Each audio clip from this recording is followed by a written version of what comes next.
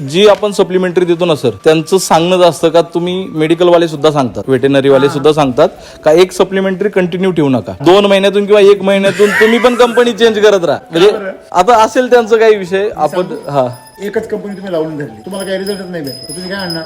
हे याचा काही फायदाच नाही. तुम्ही सारखी जर बदलत राहिली तुम्हाला फायदा मिळतो की नाही कसं कळेल? जेव्हा तुम्हाला बदलून दिलं जातं याचा अर्थ जबाबदारी झटकली जाते. म्हणजे समजा मिल्क चार्जर आहे, आम्ही जर दर महिन्याला जर ब्रँड बदलला तर आमच्यावर कोणी ब्लेम नाही करणार, पण आमचा तोच ब्रँड आहे, तीच पावडर आहे. किती दिवस झाले? तुम्ही जर विचार केला सातत्याने, मला आज पहिल्यांदा कळलं हे का मिनरल मिक्सचरचे ते तुम्हाला दर 2-3 महिन्याला काय करायला चेंज करायला लावतात. चेंज करायला लावतात.